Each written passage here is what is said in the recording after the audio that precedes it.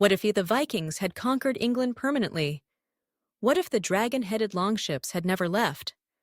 What if the Norsemen, raiders, traders, kings of the sea, had not only broken England, but bent it forever to the will of Odin? History tells us that the Viking invasions of the 9th and 10th centuries were brutal but temporary. That they settled parts of England, yes, but were eventually pushed back, absorbed, Christianized. That the Anglo-Saxon kingdoms, though bloodied, endured long enough to give birth to modern England. But let us imagine a single shift, a single blade that found a different neck, a single king who lived one more day or died one day earlier. And from that spark, a new fire, a Norse fire, one that never extinguishes. The year is 865 AD. The great heathen army lands in East Anglia. Not just raiders, but conquerors, led by the sons of Ragnar Lothbrok, men with names that still echo like war drums: Ivar the Boneless, Ube, Halfdan. These were not mere warbands looking for silver. They were here for something more permanent. Kingdom. In our timeline, Alfred the Great, King of Wessex, would become the bulwark against the Viking tide. He would rally, retreat, rise again from the marshes of Athelney, and strike a blow that preserved Anglo-Saxon England. He would become legend. But in this altered world, Alfred falls. Not in his bed decades later, but in 870 Yain, at the Battle of Ashdown. An arrow to the neck, a moment lost in the chaos of shield walls crashing.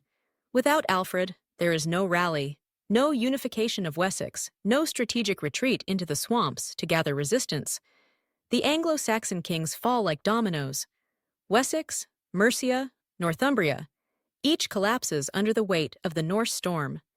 In this timeline, by 880 AD, all of England is under Norse rule. The Danelaw is no longer a line drawn across a fractured land. It is the land. The Raven banner is hoisted not just over York, but over London, Winchester, and Canterbury. The Christian bishops are driven underground. Some convert under threat of axe. Others flee to Ireland, to Brittany, or vanish into the forests. The Church of England never forms.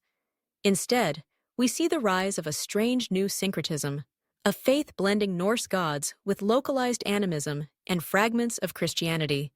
Odin with a halo, Thor with a cross. But conquest is only the beginning. In the decades that follow, England becomes the keystone of a North Sea empire.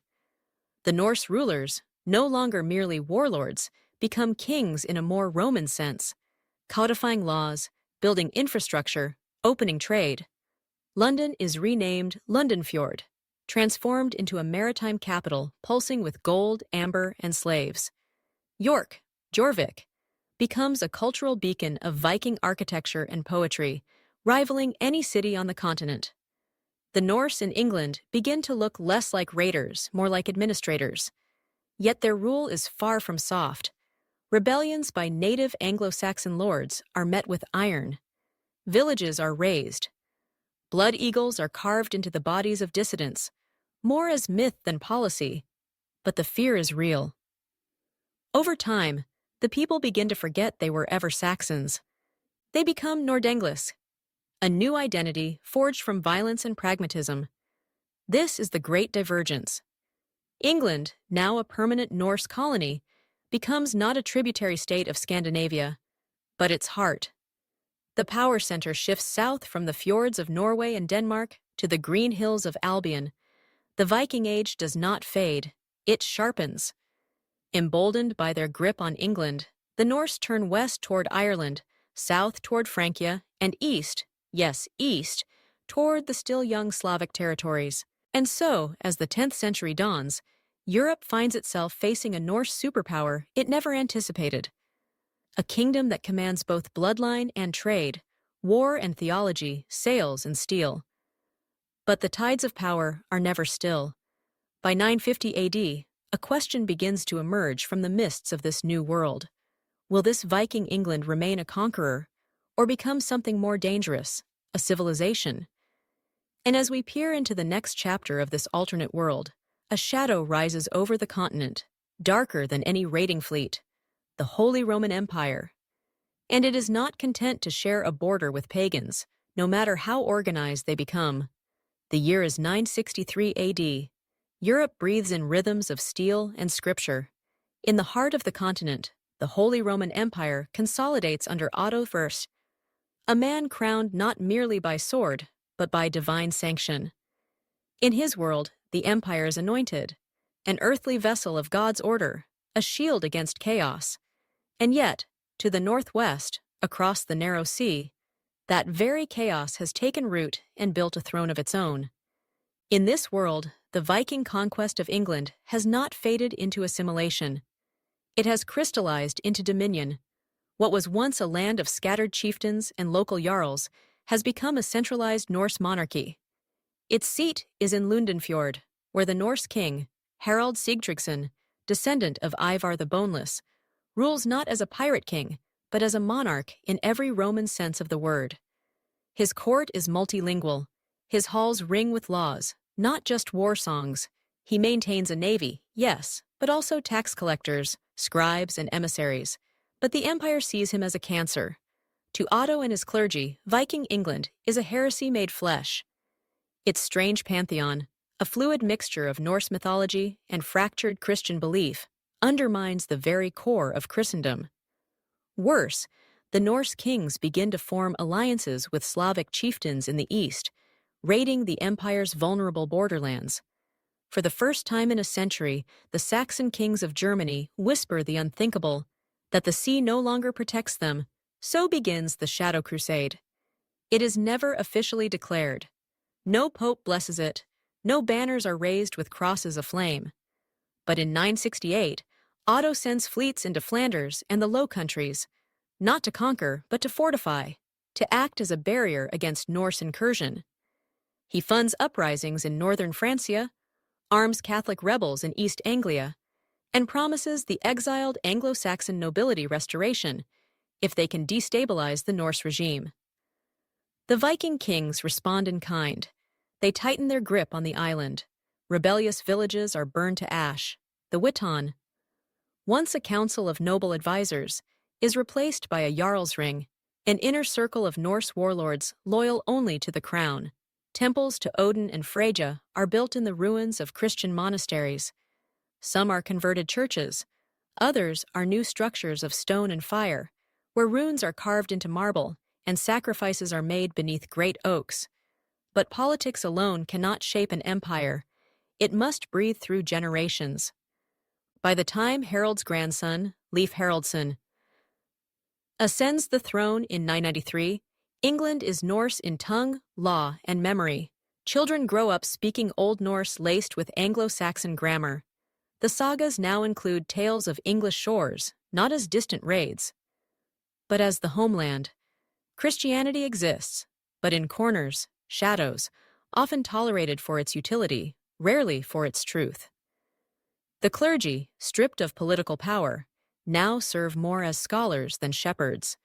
And some, seeing no way back to Rome, begin to weave Christ into Norse cosmology, calling him the god who hung on the tree, a brother to Odin himself. Meanwhile, trade flourishes. Norse merchants dominate the North Sea, ferrying amber, walrus ivory, even silk from the east, brought in through Norse-controlled routes along the Russian rivers. Viking England is no longer an isolated island kingdom. It is a hub, a linchpin in a network that stretches from Constantinople to Iceland. But with power comes paranoia. In 998, a rebellion flares in Cornwall. It is led not by Saxons, but by a new generation of hybrid nobles, half Norse, half native, who feel neither fully accepted nor fully in control. They dream of a new England, not Saxon, not Norse, but something in between. Leif Haraldsson crushes them with terrifying efficiency. He builds a wall of heads outside Exeter, leaves them to rot as a warning.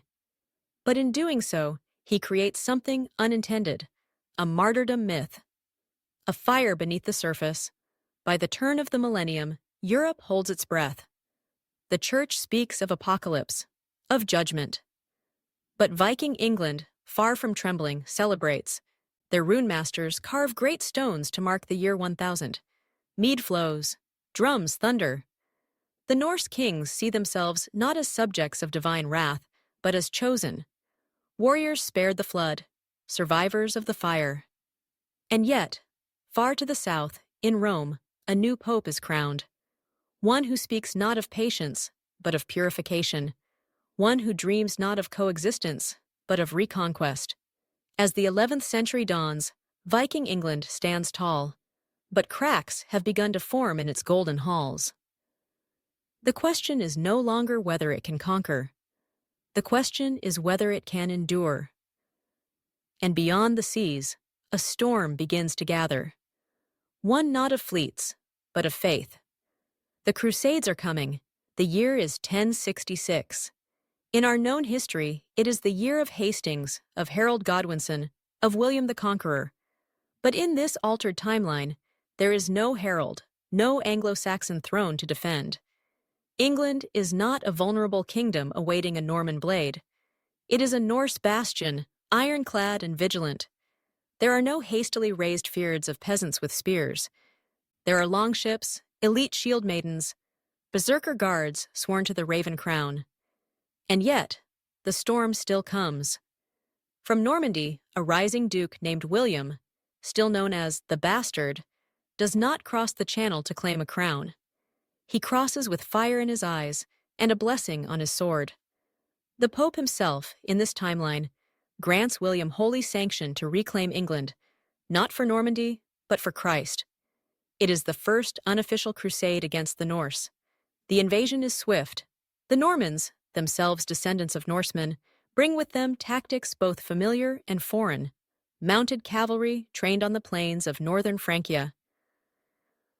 Anichikia, siege engines shaped in the Latin tradition. They land in Sussex and meet not a fractured kingdom, but a unified empire under King Eric Leifson, grandson of Leif the Lawgiver. Eric, raised in the dual traditions of Norse blood and English soil, is not merely a warrior, but a strategist. The Battle of Dunsmuir in October 1066 is not a one-day clash like Hastings. It lasts 5. Fog drapes the fields.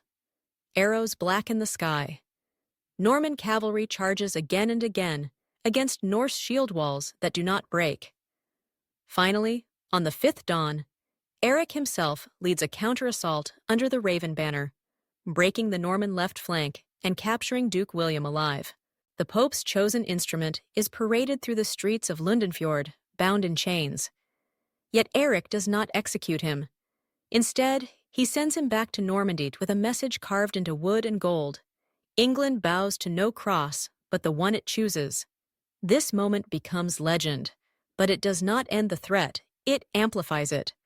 In Rome, the failed crusade is seen not as a mistake, but a humiliation. And so, the Church reorganizes. It begins to invest not just in warfare, but in narrative. Monasteries across the continent begin writing histories of the English heresy. Pilgrims are warned not to cross the North Sea. Viking England is declared a forbidden land, a spiritual cancer on the edge of Christendom. But in Viking England, the people do not tremble. They flourish. The defeat of the Normans solidifies Eric's rule. A cultural renaissance begins. Wood carving, metallurgy, and epic poetry thrive. Great rune stones are erected across the land, chronicling not only the deeds of kings, but the lives of common warriors, merchants, even poets. Women hold positions of power, as priestesses, shipwrights, and even jarlskonas, lady governors, in key port cities. But under the surface, pressure builds. The fusion of Norse and Anglo cultures, once a strength, becomes a battlefield of identity. Young elites begin adopting strange customs from the continent, Latin inscriptions, Christian iconography, even Gregorian chants in royal ceremonies. The old blood stirs uneasily. The temple of Thor in Jorvik is vandalized by unknown hands. Rumors spread of underground Christian movements, preaching peace, submission, salvation. King Eric, ever the pragmatist, tries to walk a narrow path. He legalizes limited Christian worship under Norse oversight. He founds a royal academy in Lundenfjord where pagan scholars debate with converted monks. His court becomes a strange mirror of two worlds, runes and scrolls, drinking horns and holy water. But the compromise satisfies no one.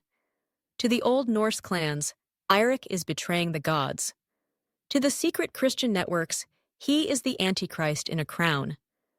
And across the Channel, the papacy now sees a new opportunity. A young French noble, Raymond of Aquitaine, is declared a holy prince, tasked with reclaiming the island for the soul of Europe. This time, the campaign will not be one duke. It will be 10. It will not be one fleet. It will be a wave. And so, as the century draws to a close, Viking England finds itself staring at the horizon once more. Not at a foreign invasion of steel and fire, though that is coming too, but at something subtler, more dangerous. Conversion. Faith is patient. It seeps into cracks. It waits. And in the silence after victory, it whispers promises even kings might long to hear. What happens when the Norse gods are no longer feared, and Christ begins to look like a friend? By the early 1100s, the Norse Empire of England stands at a crossroads, not of borders, but of belief. The longships have been dry-docked for a generation. The axes are polished, but hung above hearths, not swung in battle. What once was a land drenched in the thunder of Thor is now haunted by whispers of a different god, a god who does not demand blood, but faith. King Eric, the lawbuilder, is dead. His passing, in 1107, marks more than the end of a reign. It signals the end of an era. His son, King Hakon Eiriksson, inherits not only the crown, but a storm beneath it. Hakon was educated by both skalds and monks. He speaks Latin as fluently as Old Norse. He reads the Icelandic sagas, but also the Book of John. In court, he wears a raven brooch on his shoulder and a silver cross beneath his tunic. The contradiction is not lost on his people. The temple keepers in Jorvik mutter of omens. The old Druidic priesthood, once tolerated under Norse rule, now whisper alliances with rogue Saxon Christian sects. Former warriors turned landowners begin holding midnight masses in stone barns, taught by wandering monks from Ireland. Across the countryside, children are baptized in secret. The Norse gods remain etched in stone, but the Christian God has taken root in minds. Hakon attempts to thread the needle. In 1112, he issues the Dual Edict, a law that officially permits both asatru and Christianity to be practiced so long as neither seeks to convert the other. It is meant as balance, but it reads as weakness. To the pagan hardliners, especially among the inland jarls, this is treason. To the Christian converts, it is not enough. And to the papacy, it is proof that the Norse throne can be bent. In 1116, a charismatic Saxon preacher named Aethelric of Wychwood emerges in the north. A descendant of exiled nobility, he blends fire and brimstone Christianity with Anglo-Norse nationalism. He claims visions of angels weeping over blood-stained stone circles. He calls Jorvik the new Nineveh, and preaches that the gods of the Norse are not divine, but demons wearing masks. Peasants follow him. So do failed sons of minor jarls. And then, shockingly, so do city guards in Durham and Leicester. Within 2 years, Aethelric controls nearly a third of northern England. He renames Jorvik to New Eadburh, Ahee, and burns the Temple of Freya. His banners carry not a raven, but a golden cross pierced by a sword. Hakon responds with force, but too late. His armies crush the rebellion militarily, yes, but cannot kill its spirit. Aethelric is executed in 1119, hung upside down on a dead oak. Yet even in death, his sermons spread. Monks smuggle copies across the North Sea. By 1120, Pope Calixtus II declares Aethelric a martyr and calls for a second Holy Crusade, not just against England, but within it. The enemy is no longer just across the sea. It is inside the halls of the Norse court, in its bloodlines. In 1123, Hakon's own cousin, Prince Magnus, defects to the faith. He takes with him 200 veteran warriors and the port city of Exeter. There, He declares himself Magnus of the Cross, a king not of England, but of salvation. He opens the city to papal emissaries and builds the first Gothic cathedral in Viking England. His soldiers shave their beards and take vows. A civil war ignites. For the next 5 years, England is torn between those who cling to the old gods and those who kneel before the new. Whole villages change allegiance overnight. Siblings fight in opposing armies. Temples are converted 1 month, reconsecrated the next. The rivers run red not with the blood of invaders, but of brothers. In 1129, the tide turns when Hakon dies, murdered not in battle, but poisoned in his sleep. The court blames a Christian servant.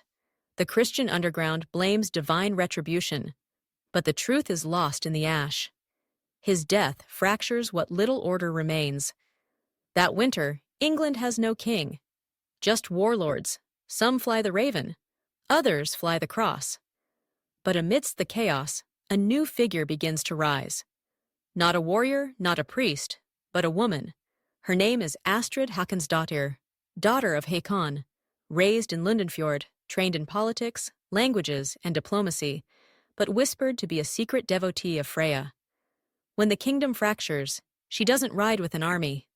She rides alone, from hold to hold, making deals, forging oaths, threatening vengeance. By 1132, Astrid does the impossible.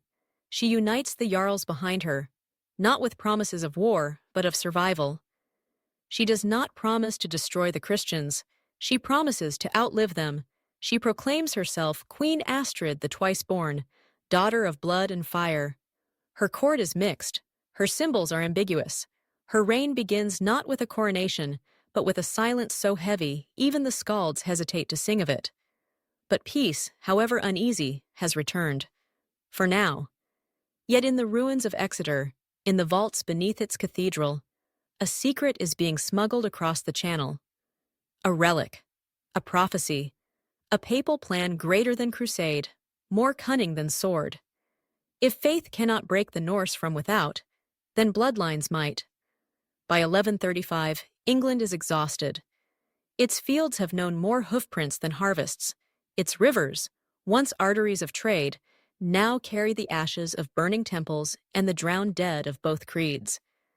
Yet above the chaos, a singular figure remains untouched by blood and fire. Queen Astrid Håkonsdottir. Crowned not by the will of gods, but by the weariness of war, Astrid rules from Lundenfjord with a grip of iron veiled in velvet. She is no shield maiden. Her strength lies in eyes that see a century ahead, and a tongue sharpened not for poetry, but for policy. Her reign begins with decrees, standardized coinage, neutral temples, land grants to both pagan and Christian nobles who renounce rebellion. But peace in name is not peace in blood. The realm is still divided. To the north, the old gods remain supreme.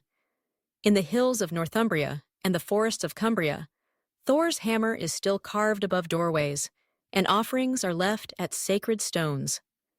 To the south, crosses multiply.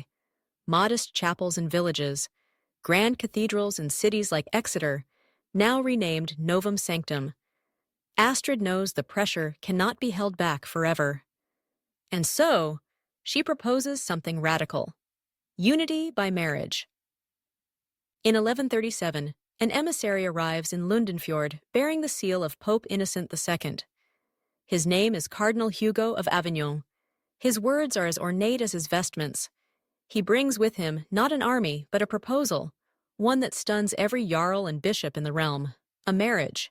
Astrid is to wed Prince Alaric of Aquitaine, a distant cousin of the French royal line, raised in the Vatican court, fluent in Norse, and, most importantly, baptized. The marriage will not only bring papal recognition to Astrid's reign, but also ensure that her children will inherit a dual legacy of Odin and Christ. The realm erupts. To the old blood, this is betrayal dressed in silk. A Norse queen bound to a Christian prince? It reeks of surrender. To the Christian minority, it is not enough. Unless Astrid converts publicly, the marriage is meaningless in the eyes of Rome. And to Astrid herself, the proposal is not romantic, nor idealistic. It is calculation, survival.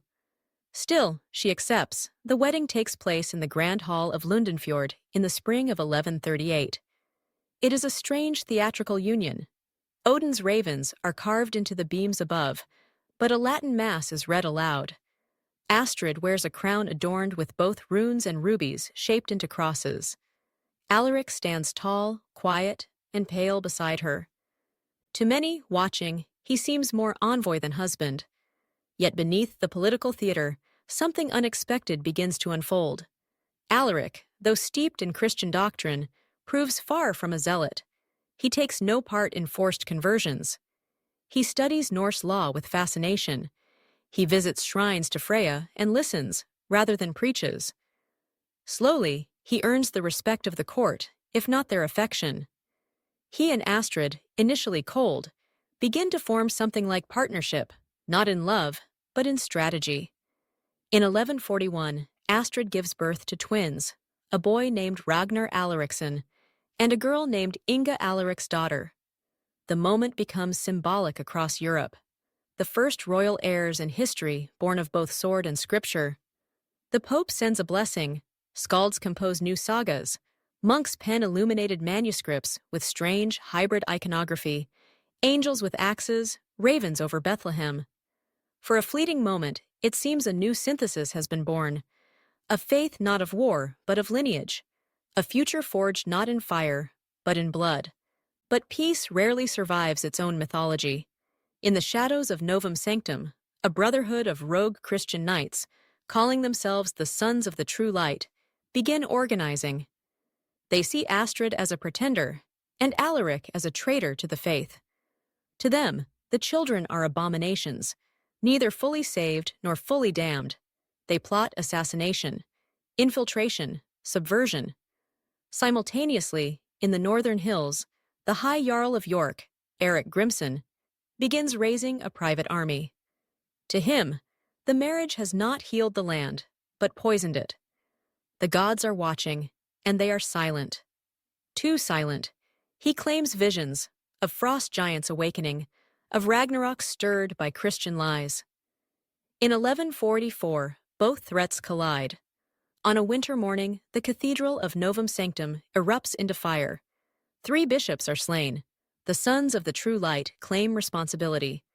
Days later, in York, Jarl Grimson executes 2 Christian merchants and nails their bodies to a sacred tree. Queen Astrid responds with controlled fury. She orders Grimson arrested, but refuses to retaliate against the Christian population. That restraint becomes her undoing in the eyes of radicals on both sides. In 1145, a scroll arrives from Rome. Pope Eugenius III declares that if Astrid does not convert, fully and publicly, and raise her children as Christians alone, her reign will be deemed illegitimate. The Norse crown, he writes, must not sit atop a soul in doubt. Astrid's reply is simple. She does not send a scroll. She sends back the Pope's emissary, alive, unbound, unharmed. But blind. The message is clear. England chooses for itself. But the world outside has heard enough. Rome begins to rally. The French see opportunity. The exiled Saxon bloodlines plot from Ireland. And in the streets of Lundenfjord, whispers return, of loyalty, of legacy, of war. The heirs of the Raven and the Cross are growing, but who will shape them? The year is 1158. England stands, but its spine is brittle. Queen Astrid, once the iron will that held pagan and Christian under one crown, is aging. Her raven-black hair has turned to silver, though her eyes, piercing, glacial, have not dimmed. The queen rules from Lundenfjord as both priestess and politician. But even she cannot stop the truth that coils beneath her feet like roots beneath frozen soil. Her children are growing, and growing apart. Ragnar Alariksson, the elder twin by minutes, is every inch a Norse prince. Tall, broad-shouldered, with a voice like thunder cracking through snow. He trains with the berserkers, leads naval drills on the Thames, and reads the sagas aloud beside temple fires. He rejects his Christian lineage in private, mocking the cross as the foreign splinter. To his followers, mostly young jarls and warriors from the north, he is not just a prince. He is a promise, a return to blood, a return to the old gods. But his sister, Inga Alariksdottir, walks another path. Quiet, perceptive, and learned, Inga spends her days among scrolls and stone. She speaks not only Norse and Latin, but Greek and Arabic. She studies medicine with Moorish scholars in exile, philosophy from Roman tomes, and scripture from both Odin's runes and the Gospels of Luke. She sees truth in both fire and forgiveness. Inga builds relationships across faiths, counsels her mother in diplomacy, and holds correspondence with cloistered nuns in Novum Sanctum and Jewish scholars in Francia. Where Ragnar commands swords, Inga commands minds, and they love each other, but fear each other. As their 16th year passes, it becomes clear. Astrid must choose a successor. But how do you choose between storm and sun? The court is divided. The northern jarls, men like Jarl Eric Knutson of York and the famed warrior priestess Solveig Bloodhand, demand Ragnar's coronation. To them, he is the rightful son of Woden's line. The Christian minority, centered in the south and among the merchant class, quietly hope for Inga. She is learned, moderate, and open to reform. A queen of peace, a queen of trade. Astrid delays. She knows that a choice could spark civil war, so she creates a trial, a test of unity. The twins will govern together for 1 year, each responsible for one half of the realm. Ragnar in the north, Inga in the south. Whomever keeps peace, grows the treasury, and wins the loyalty of the people shall be crowned sole heir. The other must bow. Neither refuses. In the spring of 1159, the realm is split, not by blade, but by scroll. Ragnar rides to York with his berserker guard, draped in a black cloak embroidered with golden ravens. He rebuilds old longship ports, hosts grand temple festivals, and reopens the mead halls that had fallen into disrepair. To the Norse lords, it is a golden age reborn. Law becomes stricter. Tribute is collected more aggressively. Temples are fortified. Christianity is tolerated, but only behind closed doors. Inga, meanwhile, sets up court in Winchester. Her court is filled with scribes, merchants, scholars, and emissaries. She drafts new trade agreements with the Hanseatic League. She restores bridges, lowers grain taxes, and offers official recognition to Christian and Jewish communities that pledge loyalty to the crown. Churches ring their bells freely again, and the cathedral at Novum Sanctum is expanded. But peace breeds envy. In the fall of 1160, a fire breaks out in the port city of Hull. Ragnar blames Christian agitators. He executes 7 monks without trial. Inga denounces the act publicly. Ragnar responds with a decree forbidding any missionary activity north of the Trent River. Then, rumors swirl of Inga planning to invite papal envoys for negotiation, of Ragnar stockpiling weapons, of mercenaries from Norway arriving in York. The people begin to choose sides. In Lundenfjord, Queen Astrid watches the land fracture. Again. Her dream of unity, of a new Norse England that could outlive even its gods, is slipping into dust. She summons her children back for a council to settle the succession before the realm tears itself apart. The meeting is held in the Black Hall, beneath the twin banners of the Raven and the Cross. Only the royal family is present. What is said there will never be written. But what follows is legend. 3 days later, Ragnar rides north alone. Silent, stone-faced. Inga remains in the capital. The queen does not speak to the court for a week. Then, on the first frost of 1161, an announcement shakes the realm. Neither child shall rule alone. For the first time in the realm's history, England shall have 2 sovereigns, a twin crown. Ragnar shall reign from Jorvik, Inga from Winchester. Their courts equal, their powers bound by treaty, their fates joined or doomed together. Some call it madness, others call it genius. But deep in the fjords of Norway, where the old clans wait and watch, the twin crown is seen as weakness. A house divided, a bloodline uncertain. And in Rome, the cardinals debate a new crusade, not with armies, but with marriage alliances, economic warfare, and excommunication. Inga and Ragnar now wear the crown, but the weight of it is made of history, iron, and prophecy. And across the sea, in the cold halls of Denmark, a pretender begins to gather ships. Winter, 1163.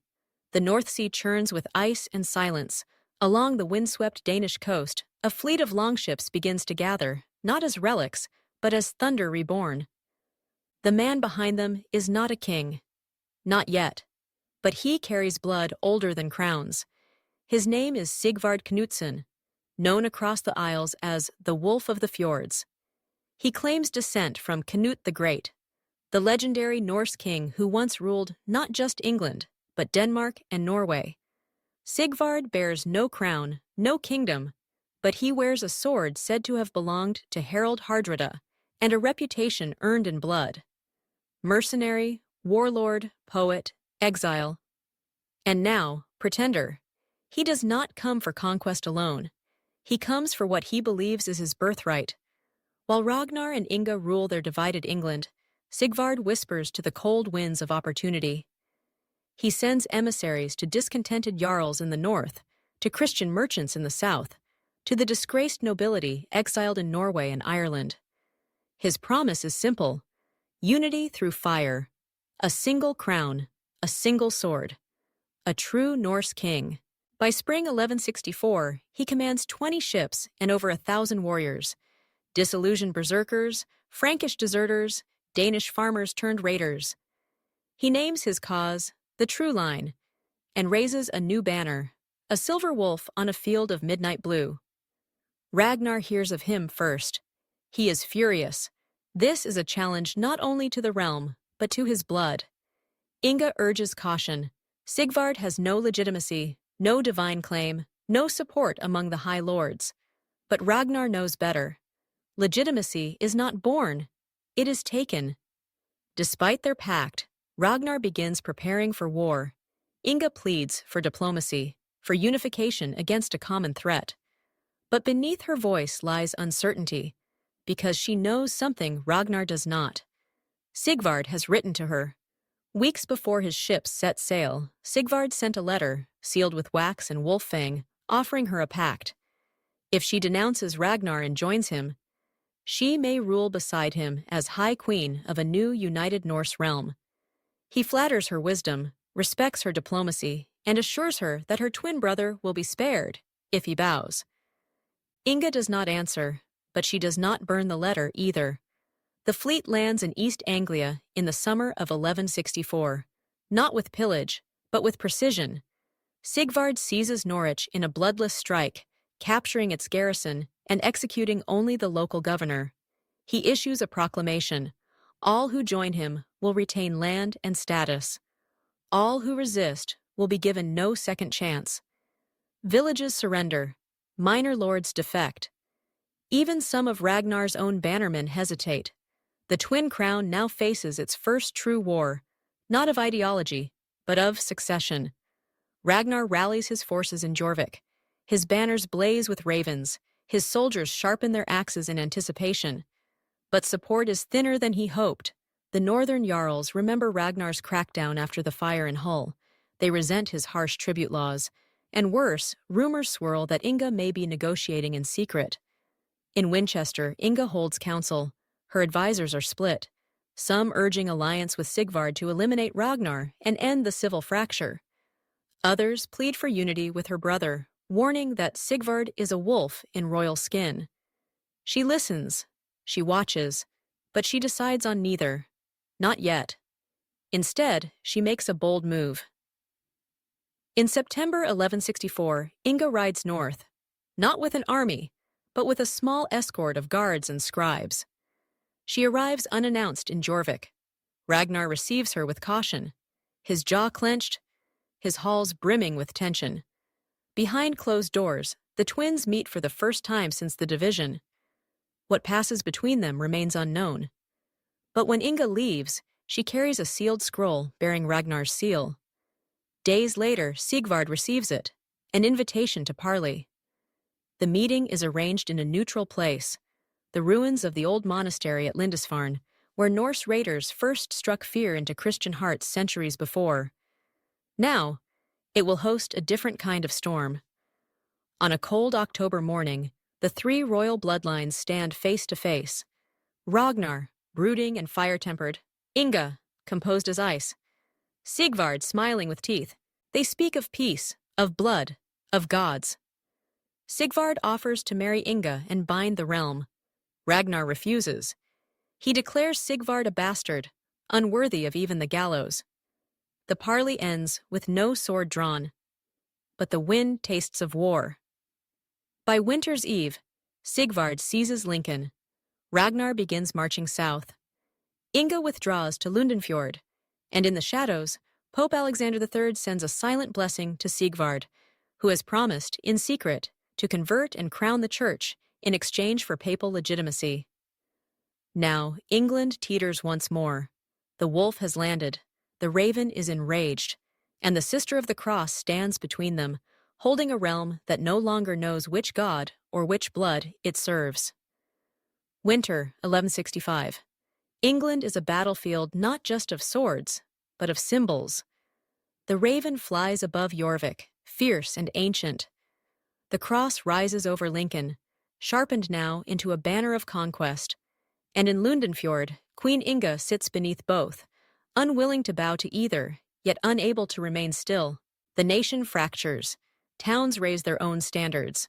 River crossings become front lines. Castles once loyal to the twin crown now declare independence or shift allegiance by the week. Families are torn. Armories emptied.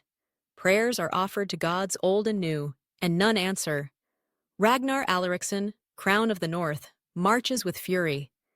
He commands 6,000 men, hardened jarls, berserker units, and remnants of loyal Saxon households. His shield wall is unbroken. His generals fear him more than the enemy, and his war drums echo like thunder across the Midlands. He retakes Derby in early spring, then Nottingham. His policy is brutal but effective. Those who bend the knee live. Those who hesitate burn. His aim is not conquest, it is erasure. Sigvard's name is forbidden in retaken towns. Temples desecrated by Christian rebels are rededicated to Odin with blood rites and iron law. But Sigvard, the wolf of the fjords, is no mere upstart. His strategy is naval. While Ragnar marches inland, Sigvard launches surprise coastal raids along the Humber and Thames. He strikes with lightning precision, then vanishes. He wears down Ragnar's supply lines, wins over opportunistic lords, and positions himself as the heir of Knut, promising a realm unified not by faith, but by discipline. And then there is Inga.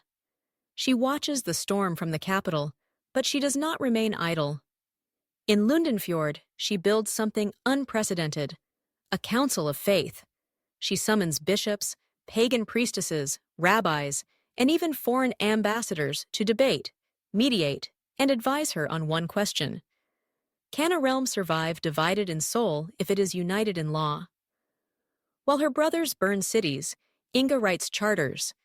In March 1166, she issues the Law of the Third Path, a decree establishing neutral sanctuaries across England, places where neither raven nor cross may enter, where disputes are settled through reason, not war.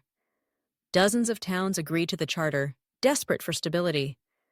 Lundenfjord, once just a capital, becomes a beacon. But peace breeds suspicion.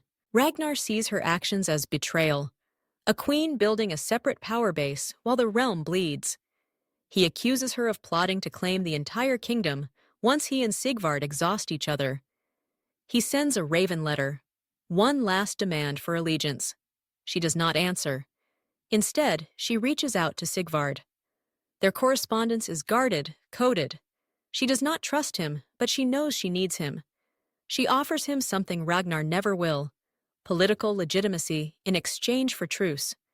She proposes a summit, held under sacred law, where all three parties may negotiate a binding treaty to restore the realm. Sigvard agrees, or pretends to.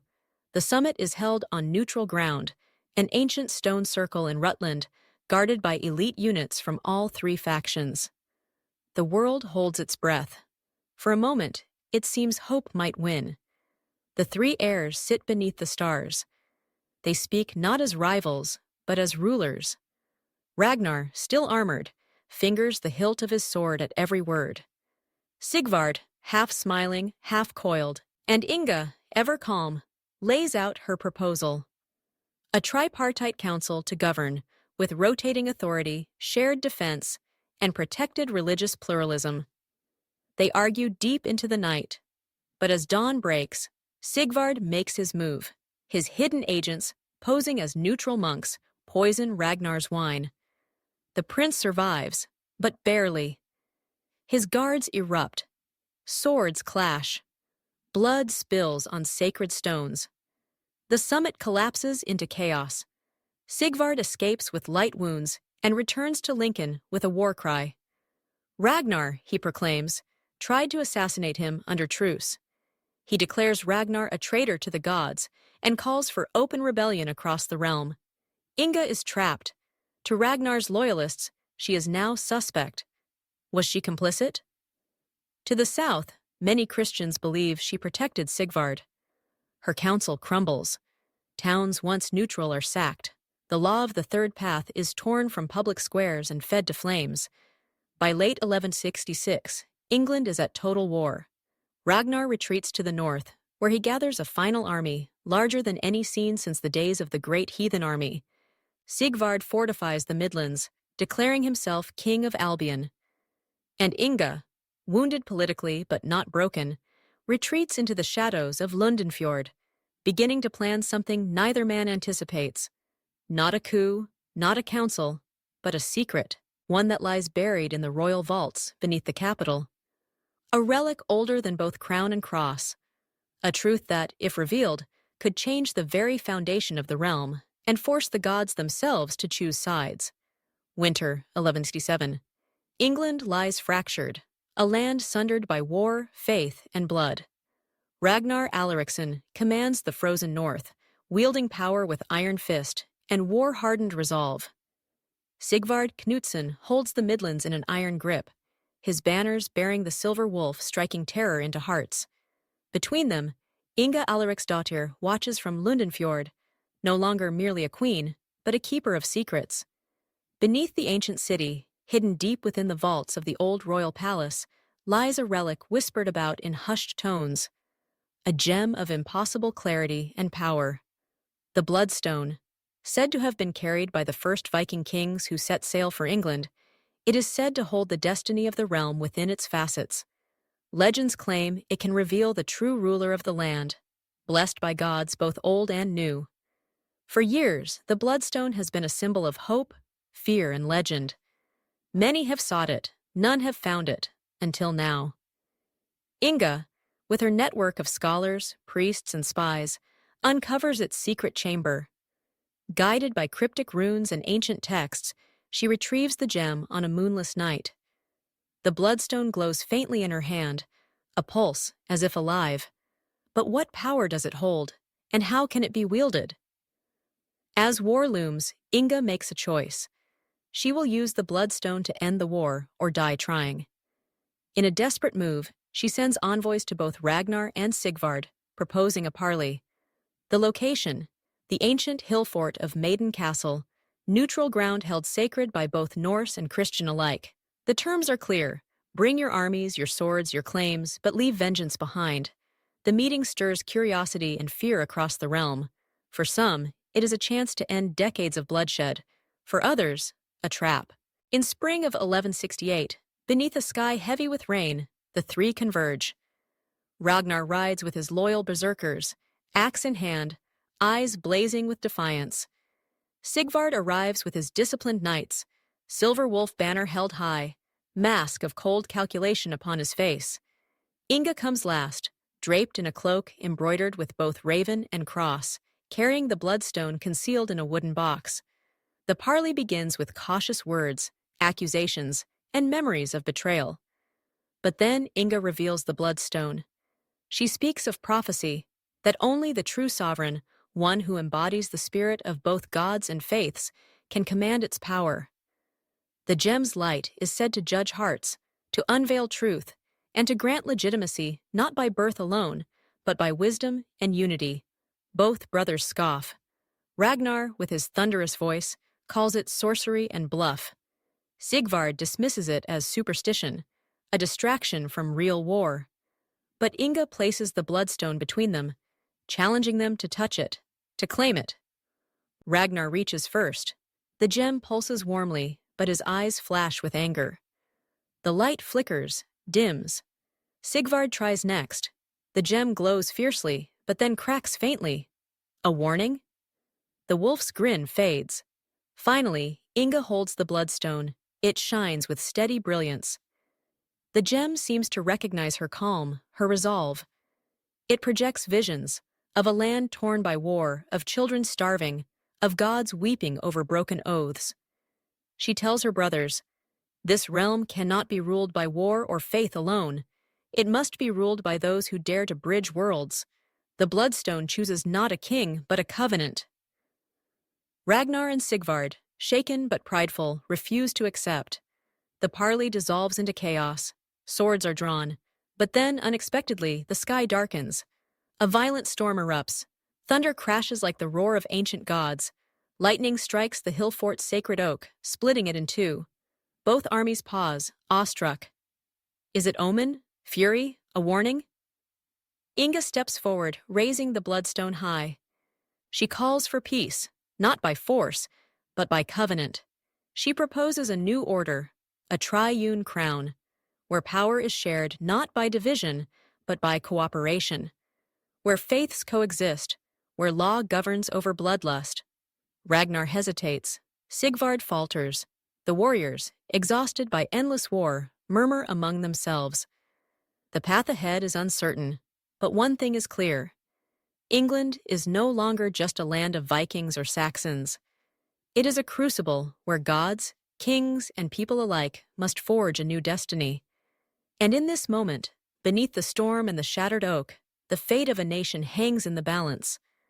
The storm over Maiden Castle fades, but its thunder lingers, a symbol of a world unsettled, yet on the cusp of change. Inga Alariksdottir, standing between the fractured claims of her twin brother Ragnar and the challenger Sigvard Knudsen, lifts the bloodstone high, her voice steady in the damp air. The age of division ends here. Let the triune crown be the symbol of our unity. What was once a whispered legend now becomes an act of defiance and hope. The triune crown is not a single crown, but three interlinked circlets, one for Ragnar, one for Sigvard, and one for Inga herself. Each represents a pillar of the realm. The ancient Norse tradition, the emergent Christian faith, and the sovereign authority of the people. Bound together, they symbolize a new covenant, that England will no longer be ruled by bloodline alone, nor by faith alone, but by the balance of both, and by law. The warriors and nobles present, wearied by decades of war and devastation, slowly accept. The berserkers lower their axes. The knights sheathe their swords. The priests and skalds alike acknowledge the dawn of something unprecedented. Inga becomes the first triune sovereign, a queen unlike any before her. Her rule is defined not by conquest, but by reconstruction. The old temples of Odin and Thor stand alongside churches dedicated to Christ and synagogues for the Jewish communities. The ancient rites are preserved in festivals celebrated alongside Christian holidays. This delicate religious pluralism is fragile but revolutionary. Trade flourishes. The North Sea Empire, once fractured by civil war, unites its vast networks. Lundenfjord, Jorvik, and Lincoln become hubs of culture and commerce, connecting the British Isles to the continent, Scandinavia, and even the Mediterranean.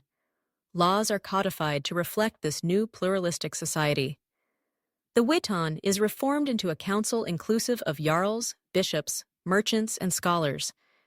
Disputes are settled in courts where Norse customary law blends with Christian canon and emerging English common law traditions. Yet the road is never smooth. Ragnar, though crowned, remains a fierce guardian of Norse identity. He pushes for a revival of Viking customs and enforces strict laws on tribute and martial service. His northern territories are a bulwark of the old ways. Sigvard, ever the pragmatist, governs the Midlands with a more cosmopolitan touch, promoting alliances with French and German states and welcoming foreign artisans and scholars. Inga, the heart of the Triune Crown, mediates between the extremes.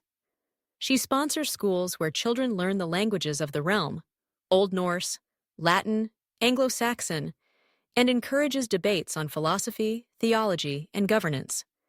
This renaissance of culture and governance inspires the rest of Europe. Neighboring kingdoms watch with wary admiration as England becomes a melting pot of ideas, traditions, and power. But tensions remain. Religious zealots from both faiths plot in shadows. The old pagan clans chafe under Christian influence. Christian monks question the legitimacy of a queen who embraces pagan symbols. Yet, remarkably, the new order holds. Inga's reign lasts 3 decades, a period of relative peace and prosperity. Her diplomacy thwarts external invasions and internal rebellions alike.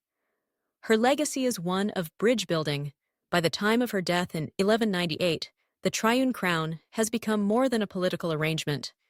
It is the foundation of a new English identity, one forged in fire and faith, steel and scripture. The Viking legacy has not faded, it has transformed. England is no longer merely a conquered land. It is a kingdom reborn, standing at the crossroads of tradition and innovation, paganism and Christianity, north and south. And as the 13th century dawns, the world waits to see how this bold experiment will shape the fate of Europe.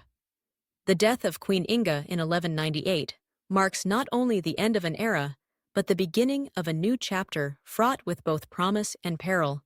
The Triune Crown, the fragile unity forged in fire and faith, now passes to her heirs, children raised in a world where swords and scripture coexist, where Norse gods and Christian saints share the prayers of the people. Her eldest son, Harald Ragnarsson, embodies the Viking spirit.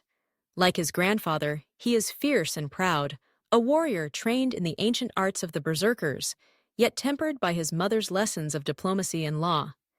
His half-brother, Peter Sigvardsson, holds the legacy of the Midlands, favoring alliances with continental powers, wearing the cross openly, and sponsoring monasteries and schools. The realm is divided once more, not by rebellion, but by the delicate dance of shared power. Harold claims the northern territories as his birthright, ruling from Jorvik with a hand both iron and just. His court is adorned with the runes of old, and his armies train relentlessly, ever vigilant against threats from Scotland and Ireland. To his followers, he is the true guardian of the Viking flame. Peter, meanwhile, governs from Lincoln, extending his reach into France and the Holy Roman Empire. He courts the papacy and the merchant class, seeking to weave England into the tapestry of European politics and trade.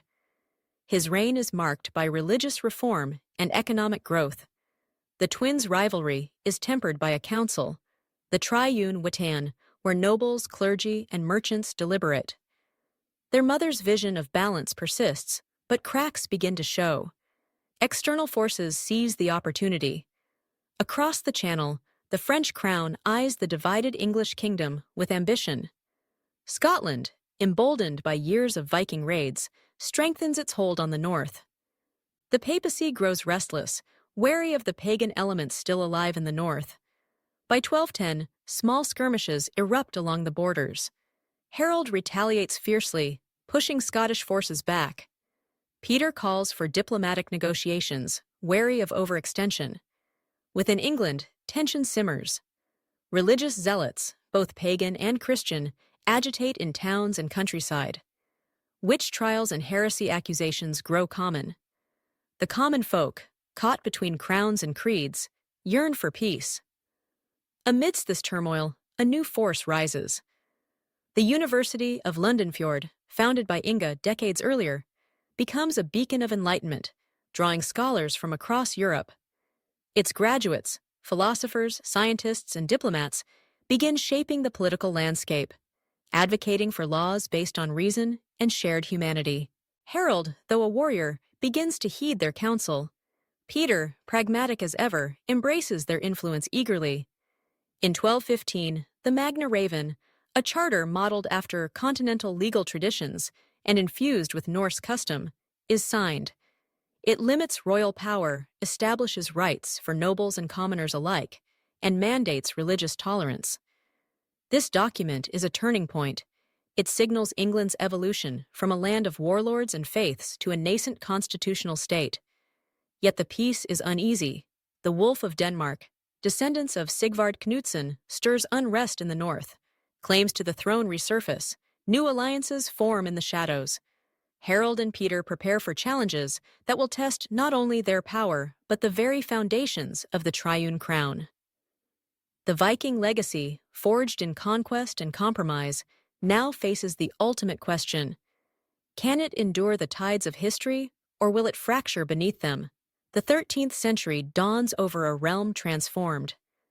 Viking England, born of fire and faith, now stands as a testament to resilience, compromise, and reinvention. The Triune Crown, though strained, endures, a symbol not only of rulership but of synthesis, where ravens perch alongside crosses and ancient runes dance with Latin script. The heirs of Harold and Peter continue to shape this new world. The kingdom's influence expands beyond its borders, engaging in diplomacy with France, the Holy Roman Empire, and even the distant Byzantine Empire. Trade routes flourish, carrying wool, timber, and stories across seas and mountains. But England is not merely a kingdom of commerce and alliances. It is a cultural crucible where languages mingle and faiths coexist uneasily yet persistently. The Viking sagas are read alongside Christian hymns. Festivals honor both Thor and St. George. Even the law reflects this hybridity, a unique blend of Norse customary practices and emerging common law.